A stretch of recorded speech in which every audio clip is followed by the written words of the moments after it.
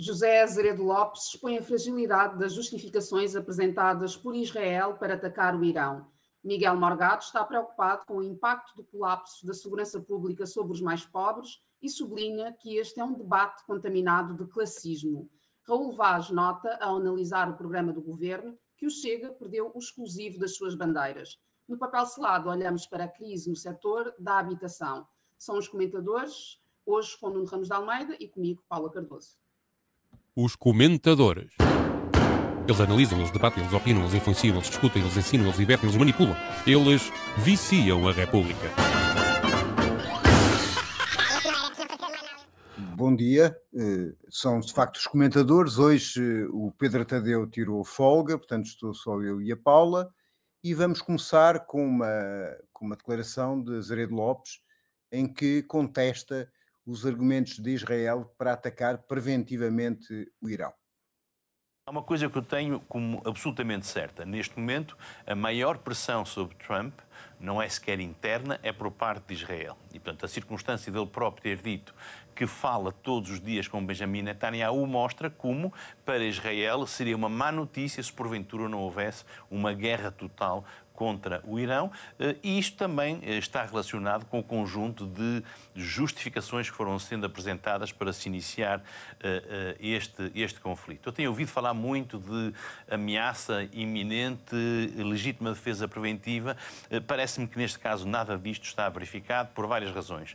Em primeiro lugar, não pode ser uma ameaça iminente no sentido em que o termo é juridicamente aceite, uma vez que o próprio Benjamin... Eu estou sempre a falar de fontes abertas e daquilo que foi declarado pelos principais atores, que é para não haver questões de análise, são factos. O que Benjamin Netanyahu disse no início das hostilidades é que a decisão de atacar o Irão já estava tomada há 6 meses e só por razões que ele, aliás, não clarificou, mas que é fácil de perceber, são os tais 60 dias impostos por Donald Trump, só por razões próprias é que não houve o ataque logo em abril. Segunda questão, não há qualquer iminência de uma bomba nuclear iraniana e muito menos de um ataque nuclear iraniano. E aqui reporto uma outra fonte aberta, o relatório da chefe dos serviços, as declarações da chefe dos serviços de inteligência norte-americanos, que disse que, na melhor das hipóteses, o Irão estaria, quando muito, a 3 anos de poder produzir uma arma nuclear. Terceira questão, a questão da guerra existencial. E aqui é perturbador verificar como temos uma similitude cada vez maior de argumentos entre aquilo que foi apresentado como Vladimir Putin para o início da guerra e a continuação da guerra contra a Ucrânia e aquilo que tem sido apresentado como argumento por Benjamin Netanyahu contra o Irão, como já tinha sido contra o Líbano através da destruição do Hezbollah e contra Gaza, não propriamente a questão da destruição do Hamas, que essa a mim deixa-me, pelo contrário, deixa-me contente, mas o genocídio que lá está a ser cometido. E, portanto, é perturbador verificar, e isso também é indicador do estado de coisas. Nós estamos aqui na iminência de perceber várias coisas. Primeiro, que o Irão era, afinal, um gigante com pés de barro. Uma vez que Israel consegue, em muito poucos dias, destroçar completamente o Irão e agora já se dedica, aliás, não só ao ataque contra infraestruturas militares, mas também contra as tais infraestruturas críticas que nós considerávamos, se fosse na Ucrânia, que era crime de guerra. Enfim, é uma declaração que envelheceu mal, essa história do Irão ser um gigante com pés de barro. Mas passemos à questão. Qual é a razão que Israel ataca o Irão, no teu entender, Paulo? Israel pode tudo, não é? Nós estamos a assistir a esta legitimação que começa a nível das nossas realidades nacionais. Portanto, acho que isto é o que acontece, este é o resultado de nós aceitarmos ou normalizarmos esta ideia de que há pessoas superiores e que por isso têm de ter mais direitos e depois há as outras que enfiamos naquela categoria dos outros e eles e que servem para responsabilizar por todos os problemas. Portanto, se há uma ameaça, essa ameaça tem de ser combatida e vai ser combatida inclusive com uma série de narrativas que se criam para simular perigosidade, como é o caso aqui de Israel, que está a fazer ou a continuar esta política de normalização de uma desumanização acelerada, que continua, portanto, começa exatamente como também Azeredo Lopes estava aqui a trazer o genocídio de Gaza, e a partir desse lugar se sente profundamente legitimado para avançar sobre quem bem entende, de alguma forma, como estratégia, como ferramenta, para não só exercer poder, como e depois também, de alguma forma, semear aqui o caos na região e dessa forma poder também ter aquelas alianças que continua a alimentar, nomeadamente acho muito interessante esta perspectiva de a pressão maior de Trump vem de Israel, portanto, de que forma é que esta presença no Irão também acaba por servir como uma ferramenta, um instrumento para Israel manter aquela aliança ou aquela parceria com os Estados Unidos, para manter esta amizade americana, portanto, para de alguma forma não permitir, se é que isso alguma vez esteve sobre a mesa, que Trump se comece a demarcar. Portanto, aqui com este ataque ao Irão, essa condição, do meu ponto de vista, fica ainda mais afastada. E depois acho aqui muito, muito significativo também que esta semana, justamente para revelar que não existe qualquer motivo para esta agressão, mais esta agressão, tenha circulado um clipe com uma série de mensagens que Netanyahu foi proferindo ao longo dos anos, referindo-se justamente ao perigo nuclear do Irão, sem qualquer sustentação, tanto mais que a primeira mensagem, esses termos, que acaba por ser recuperada, é de 1995. Portanto, nós em 2025 temos Netanyahu a repetir exatamente a mesma argumentação. Portanto, não há aqui variação nos termos que ele utiliza, a nível da identificação da tal perigosidade, o que indicia que este é um argumento que vai sendo utilizado em função daqueles interesses geoestratégicos, geopolíticos que Israel tem a cada momento. E neste momento, em função daquilo que está a acontecer na região, muito a partir de Gaza, entendeu que é útil voltar a usar esta cartada do perigo nuclear do Irão. Bom, quando foi, acho que em 2003, quando os Estados Unidos invadiram o Iraque, a desculpa para a invasão do Iraque eram as famosas armas de destruição maciça. E havia uma anedota nessa altura que dizia por que razão os Estados Unidos invadiram o Iraque e não a Coreia do Norte. E então a razão é porque a Coreia do Norte não tinha petróleo, mas tinha armas de destruição maciça. E, portanto, isso é que aconteceu. E, de facto, é interessante verificar que este argumento de que o Irão está a dias de conseguir uma bomba nuclear é repetido, como tu disseste muito bem, há 30 anos pelo Netanyahu. Há 30 anos que ele diz o mesmo argumento, com uma característica importante, é que, de facto, há alguém ali que tem uma bomba nuclear. E é Israel. Israel tem um programa nuclear sem supervisão e tem um arsenal nuclear. E é completamente ridículo. Mesmo que o Irão tivesse uma bomba nuclear, aliás, com um vizinho tão perigoso ao lado, se calhar seria aquilo que lhe garantia mais a segurança. Mas mesmo que o Irão tivesse uma bomba nuclear, é completamente imbecil pensar que isso resolveria a sua situação com Israel. Porque assim, o Irão largava uma bomba nuclear em Israel e Israel destruía completamente o Irão, porque tem centenas de bombas nucleares. E aquilo que se está a verificar, de facto, é que nós ali temos uma situação em que há um poder colonial e imperial que, como tem superioridade militar, quer impor a destruição aos países que não aceitam aquela situação.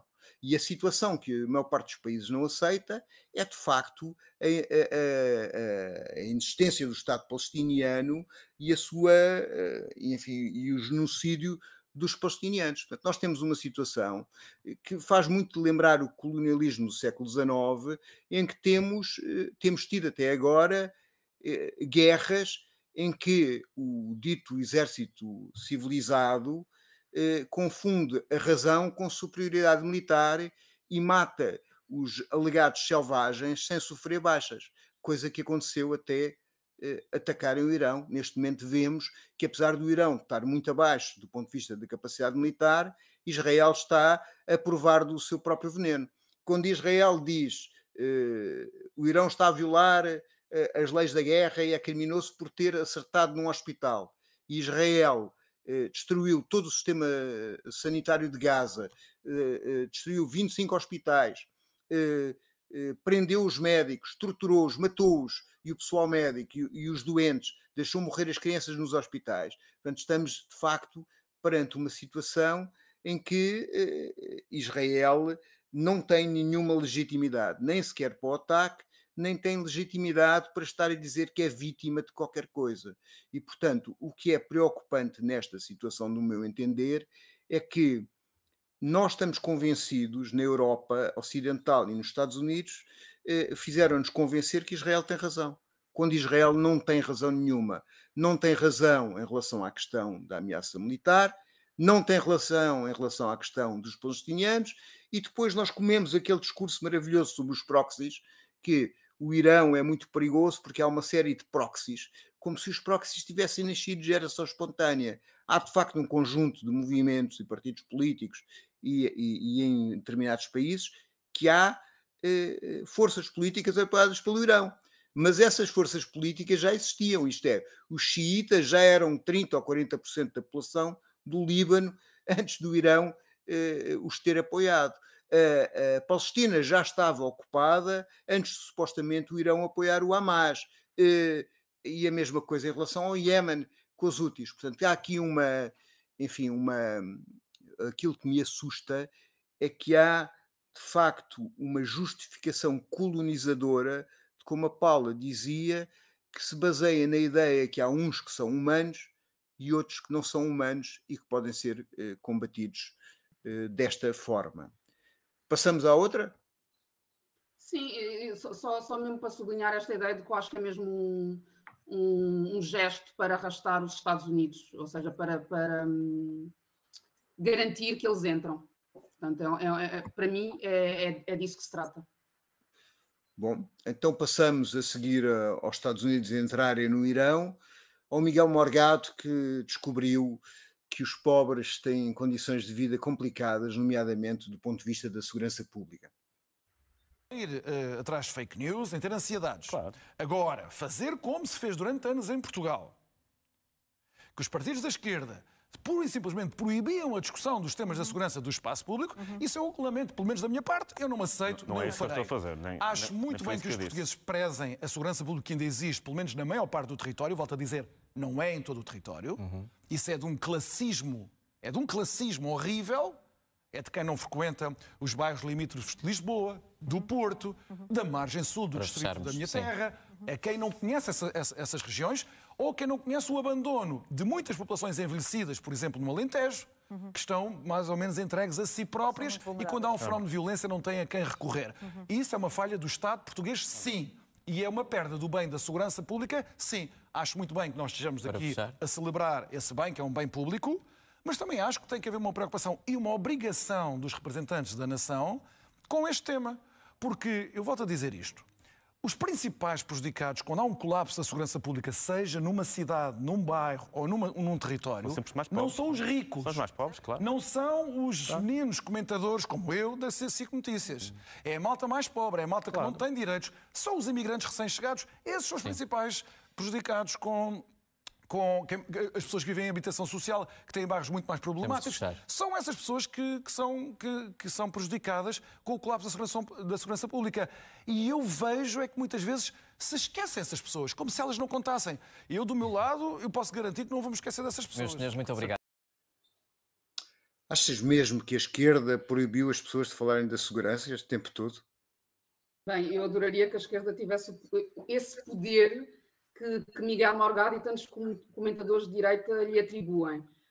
Mas eu começo por notar justamente que o tema que estava aqui a ser comentado é o da ameaça que grupos de extrema-direita colocam à segurança nacional a partir, por um lado, do relatório sobre Portugal, da Comissão Europeia contra o Racismo e a Intolerância do Conselho da Europa, e, por outro lado, também se estava aqui a discutir este avanço dos grupos de extrema-direita a partir da notícia de que a PJ deteve 6 neonazis ligados ao grupo de extrema-direita, o Aguilar, Lusitano, uma coisa assim, né?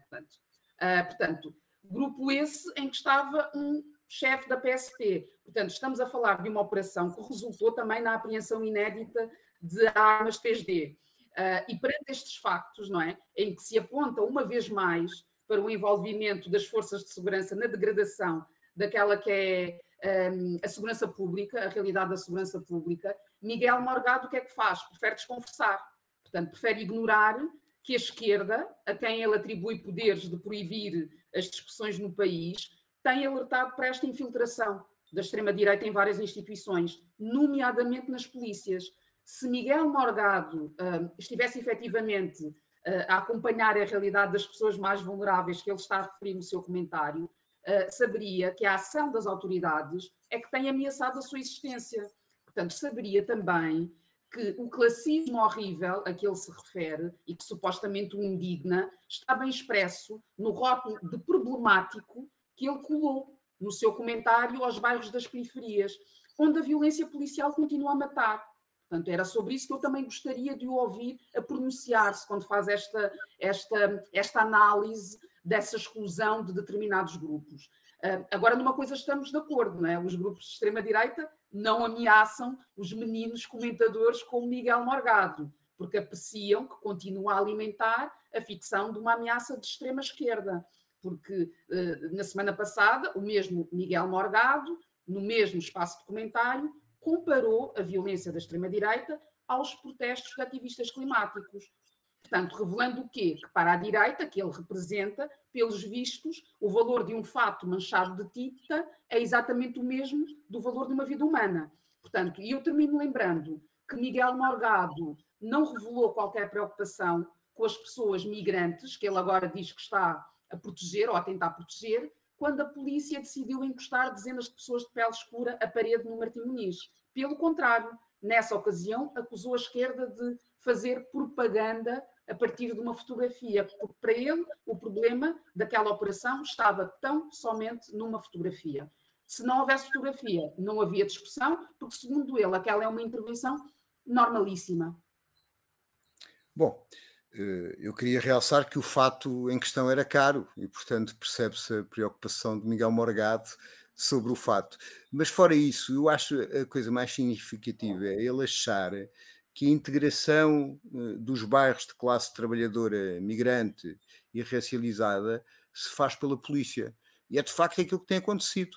Isto é, esses territórios são vistos como áreas que as pessoas não têm cidadania, que podem ser encostadas periodicamente 1 ou 2 horas à parede, com base numa lei sobre apreensão de armas, depois com armas que não são apreendidas, mas para pôr as pessoas no seu lugar, e em que o Estado, o único serviço público que supostamente presta este serviço público de policiamento e segurança, sendo que esse serviço público de policiamento e segurança não é feito com benefício para os moradores dessas zonas, mas é feito com benefício de uma ideia de cidade em que a polícia determina qual é o lado que tem cidadania, que é o centro, onde está Miguel Morgado e a burguesia em geral, e qual é o lado que tem que ser vigiado como se de selvagens se tratassem. E, portanto, nós temos, de facto, um problema quando não existem serviços públicos, não existem políticas públicas,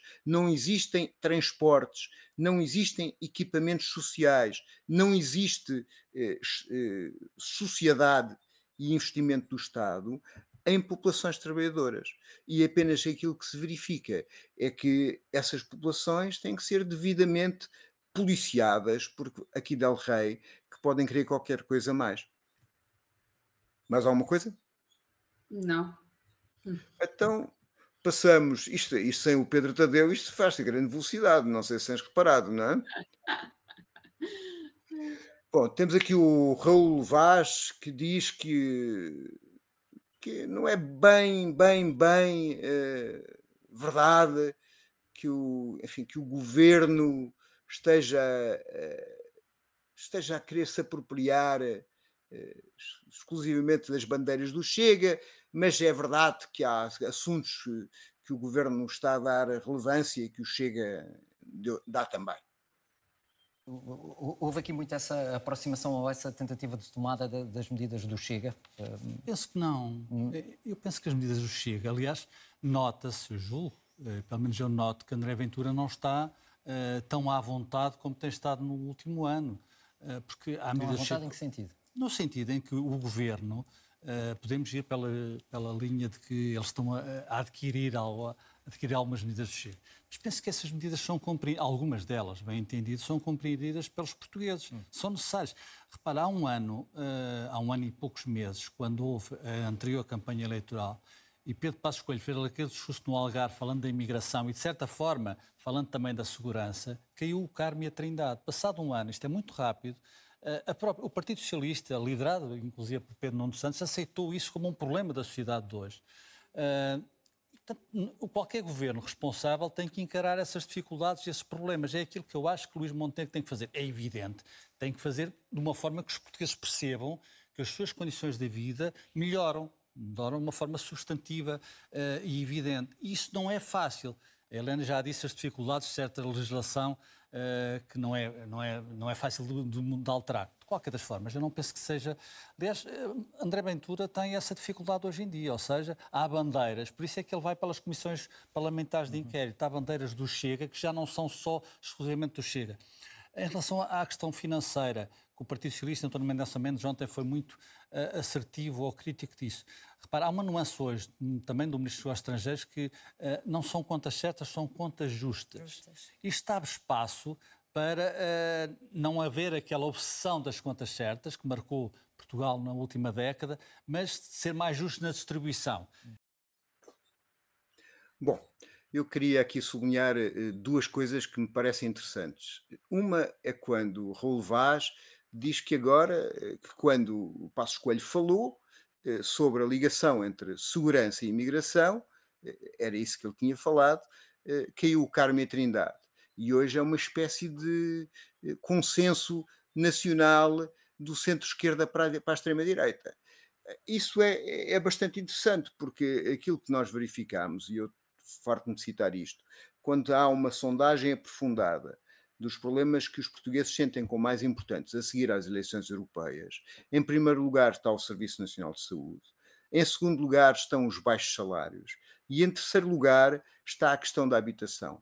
A questão da imigração está para aí em oitavo lugar, ou sétimo lugar, com 6% de preocupação, e a questão da segurança nem sequer consta. Portanto, de facto, aqui há uma produção de um problema de uma forma ideológica e quem o está a produzir não é apenas a extrema-direita. Não é apenas a extrema-direita que o está a fazer. No fundo, todo o poder, todos os partidos de poder do centro-direita ao centro-esquerda acham que isso é importante porque como a extrema-direita o está a notar e isso tem repercussão do ponto de vista da comunicação social, então é melhor eles apropriarem-se desses temas para ficarem com os votos das pessoas com essas preocupações. Quando, no fundo, elas estão a criar uma realidade nova, que é uma realidade que a imigração é criminalizada e é considerada pessoas que cometem crimes, coisa que as estatísticas não verificam.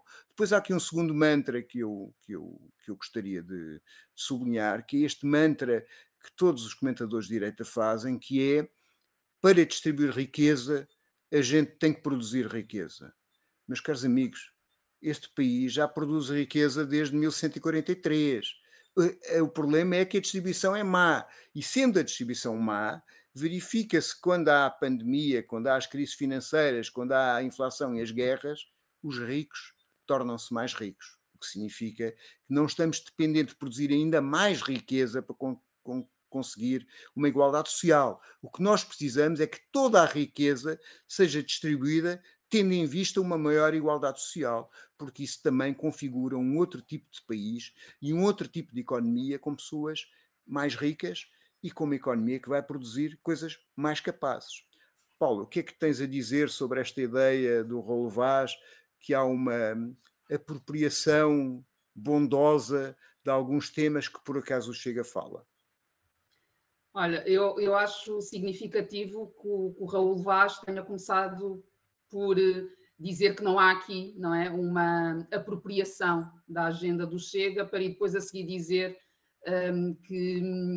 ou por dizer que não há uma cedência de alguma forma do governo à agenda do Chega, mas depois não resiste a comentar que sente que André Ventura está a perder o seu espaço de ação e de onde é que terá vindo essa perda, não é? Como se ele tivesse a ser neutralizado de alguma forma por Montenegro. E o que é facto é que o governo incluiu 27 medidas do Chega no seu programa, portanto, incluindo a criação e implementação de um programa que se chama Bom Regresso e que supostamente permitirá aos imigrantes que queiram voltar para os seus países e que não tenham condições para o fazer, que o façam. O problema é que, considerando as crescentes dificuldades que têm sido colocadas à regularização das pessoas, eu desconfio que este bom regresso não mais é do que um disfarçado vai para a tua terra. Aliás, disfarçado ou pouco disfarçado, porque ainda ontem tivemos uma denúncia, portanto, com esta notícia de que a AIMA e o governo recusaram um pedido de autorização de residência por razões humanitárias, a mais de 50 imigrantes foram notificados para abandonar o país num prazo de 20 dias. Portanto, este é um assunto que está a ser, portanto, denunciado pela Cozinha Migrante dos Anjos, que até está com uma campanha para recolha de fundos para poder custear justamente os processos de contestação a estas notificações. Mas na mesma linha deste vai para a tua terra, que está, enfim, apelidado de Bom Regresso, não é por acaso que o governo vai buscar uma ideia do Chega que na anterior legislatura foi considerada inconstitucional. Portanto, é de retirada da nacionalidade a quem a tenha adquirido, mas que tenha sido apanhado a cometer crimes, tenha sido condenado por crimes. Portanto, nem sei se é condenado ou se é só a suspeita, não sabemos, não é?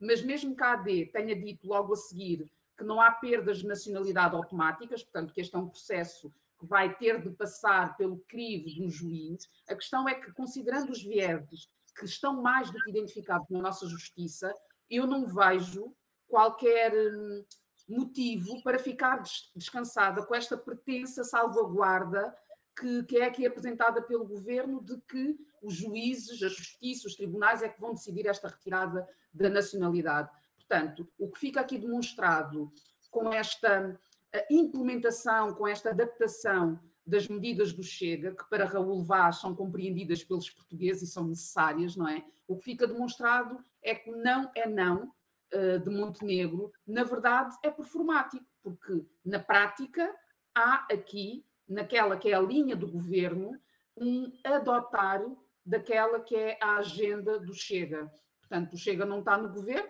portanto, é um facto, mas as medidas que o Chega defende para o país, pelos vistos, merecem este acolhimento da parte da AD. Deixa-me só acrescentar duas coisas. Uma que tu sublinhaste, que é esta ideia de que há pessoas que podem perder a nacionalidade, configura uma ideia que há uma nacionalidade de primeira classe e uma nacionalidade de segunda classe. Que há pessoas, isto é provavelmente, que sejam imigrantes que tenham sido portugueses, mas não têm os mesmos direitos que os portugueses, mesmo sendo portugueses. E se calhar isso vai mais longe, se calhar as pessoas que são descendentes de pessoas que há 3 gerações teriam supostamente outra nacionalidade, também não devem ter os mesmos direitos. Portanto, há portugueses de primeira e portugueses de segunda. E depois há uma segunda questão que é uma fraude, que é assim, nem o Chega, nem a AD querem que este país não tenha imigrantes. Eles querem imigrantes escravizados, que é outra coisa. Imigrantes sem direitos são imigrantes que não têm que receber o salário normal, que podem trabalhar 14 horas e não podem protestar. Porque este país sem imigrantes não funcionava nem as pescas, nem a restauração, nem a construção. O PRR não se está a cumprir em grande parte da construção, porque nem sequer existe mão de obra suficiente. Portanto, a garantia desta repressão é a garantia de uma população trabalhadora escravizada e sem direitos. E é isso que eles querem manter. Esta ideia de não regularizar as pessoas é uma ideia de poder. Não é uma ideia de não estarem cá imigrantes. Aliás, porque está provado que são os países com as chamadas fronteiras fechadas em que existem mais imigrantes, porque eles não saem do país. Ao entrarem e estarem de uma forma precária, não voltam à sua terra para ver a família, porque depois têm medo de não voltar. Portanto, quer dizer, aqui não está em causa se Portugal tem imigrantes ou não. Ele terá tantos imigrantes quanto trabalho houver necessário para esses imigrantes, isto é, preciso de imigrantes. O que aqui está em causa é poder e democracia e direitos. Só isso. Sim, até porque, enfim, nós estamos aqui focados, obviamente, nesta agenda do Chega, que tem aqui como esta grande bandeira o combate à imigração, mas há também neste programa do Governo uma série de medidas que muitas pessoas também têm desvalorizado em termos daquilo que vai ser o impacto para as relações de trabalho, como se elas fossem construídas numa base de paridade. Ou seja, mesmo que me digam que a escolha de ser paga em duodécimos em relação a 2 dos salários anuais, mesmo que isso seja transmitido, até que ponto é que eu, como trabalhadora, terei poder, capacidade para contestar uma decisão da minha entidade empregadora nesse sentido? Portanto, se a minha entidade empregadora decidir por mim, eu terei capacidade de dizer não contesto, eu quero receber conforme recebia antes? Duvido. Portanto, tendo em conta aquilo que sabemos das relações laborais, duvido que isso venha a acontecer. Portanto, acho que é muito importante mesmo que estejamos muito atentos a estas manobras para fazer exatamente o mesmo que foi feito durante a Troika, encapotado por uma série de programas que supostamente não partem desse lugar de trazer uma agenda de austeridade. Ok, vamos passar ao papel selado, que é um artigo da Sandra Marques Pereira sobre a habitação, com o título Habitação, coisas que o Governo ainda não aprendeu. E um pouco para, enfim, justificar esta escolha, Paula, queres dizer alguma coisa sobre este artigo? Olha, e vamos ter um papel selado? Vamos, tem que ser entrar o papel selado. Mas vai entrar. Vai entrar, então vamos continuar.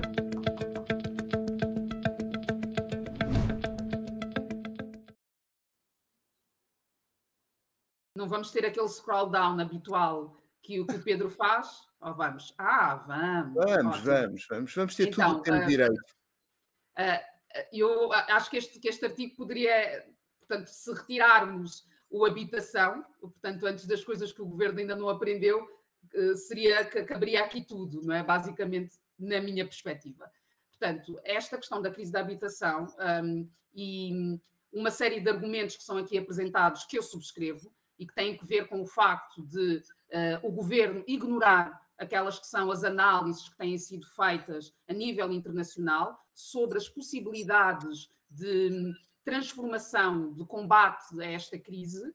Portanto, quais é que são os caminhos que estão a ser, de alguma forma, estabelecidos e também já trilhados por alguns contextos, quais é que são as soluções que se apresentam, e o Governo, por isso, simplesmente faz tábua rasa de tudo isso que está a acontecer, e aqui há uma indicação de que a grande argumentação, digamos assim, que o Governo faz é de que o momento em que chegamos, portanto, está mais preocupado em apontar responsáveis, portanto, todos os governos anteriores acabaram por nos conduzir para esta situação, é um facto, que conduziram, por isso é que aqui chegamos, mas aqui chegados, o que eu quero de um governo é que me apresente respostas, que me dê soluções para os problemas que estão identificados e que não se limite a dizer a culpa foram destes ou foram daqueles. E o que o Governo tem feito, e enfim, no seu programa isso também está bastante expresso, portanto é muito claro, que essa é a política que segue, que é a política de apontar dedos, de responsabilizar tudo e todos, não se responsabilizando, portanto, demitindo-se dessa responsabilidade de apresentar aqui aquelas que têm sido as alternativas que têm sido já apresentadas numa série de circuitos, nomeadamente olhando aqui para o lado e perceber o que é que anda a ser feito em Espanha sobre a questão do alojamento local. Portanto, é importantíssimo que nós, portanto, que todas as pessoas que entendam que estamos aqui de facto a viver uma crise que tem de ser combatida nas ruas também, portanto, nós temos de demonstrar o nosso protesto, que na próxima semana, portanto, no próximo fim de semana, dia 28 e 29 de junho, vamos ter mais uma vez um protesto pelo direito à habitação, porque está a ser promovido pela plataforma Casa para Viver, e é importantíssimo que nós subscrevamos aquele que é o caderno reivindicativo que a plataforma está aqui a propor, e que, ao contrário daquilo que faz o governo, a plataforma Casa para Viver, de facto, apresenta uma série de medidas que são alinhadas com esta necessidade de resolver esta crise, e que passam também, como todos sabemos, e este artigo de opinião também traz essa proposta, não é? Estamos aqui a falar do parque habitacional público, que é muito reduzido, já temos discutido que a nível europeu é de facto o menos expressivo, ou dos menos expressivos, e que é importante apostar nessa construção, evitando aquelas que são as armadilhas. E há muitas que também estão identificadas neste artigo, e que era importante o governo, de facto, estar aqui empenhado em aprender com aqueles que são os exercícios que têm sido feitos fora de Portugal, e também com os erros que têm sido cometidos, e que o governo é tão ativo, proativo em apontá-los, aquelas que foram as lideranças anteriores. Portanto, nesta fase é fundamental, tendo em conta que é um instrumento de que dispomos enquanto cidadãos, que possamos estar unidos nas ruas e onde for a contestar esta política que continua, conforme este programa do governo demonstra, continua a não ter em consideração aquelas que são as necessidades concretas de habitação que a população está a sentir. Bom, só dizer algumas coisas. Ponto 1, aqui parece que neste artigo diz que o governo diz que os principais problemas da habitação têm a ver com o aumento da taxa de juros e com os imigrantes. Sobre o aumento das taxas de juros, o governo não fez rigorosamente nada, não protegeu as pessoas. E sobre os imigrantes ficamos sem perceber o que é que ele quer fazer. Quer tirar os imigrantes? Visivelmente isso não resolvia a situação. Todas as pessoas que trabalham em Portugal têm que ter o mínimo de condições, e os imigrantes não têm. Eu tenho a ideia de que os governos todos até agora não resolveram a crise da habitação, não só porque ela é uma crise complicada, que tem a ver com a abertura de fronteiras ao capital e a financiarização, mas porque não a quiseram resolver, porque estão a atuar, sobretudo, para manter o negócio da especulação. As medidas que eles tomam são medidas que garantem que o mercado funcione com as regras que têm funcionado até agora, que privilegiam a especulação financeira, a turistificação e a construção para setores muito ricos. Não houve nenhuma medida feita para resolver esta situação, porque medidas para resolver esta situação implicavam, como a Paula disse, que houvesse, obviamente, construção pública, e isso o governo diz que vai construir 58 mil casas, vamos ver quando. Nós temos uma taxa de construção pública de 2%, quando a maior parte dos países da OCDE ela está muito acima disso. Há países que têm 30%, como a Holanda, portanto, isso é uma parte, mas há outra parte significativa, que é a restrição à especulação financeira, que é impedir que haja fundos que comprem casas para especular e não para habitar, que é impedir que haja construção apenas para os mais ricos, que é impedir que haja rendas que sejam impossíveis de pagar pelo salário de quem trabalha em Portugal. Portanto, tudo isso o governo não tem feito rigorosamente nada.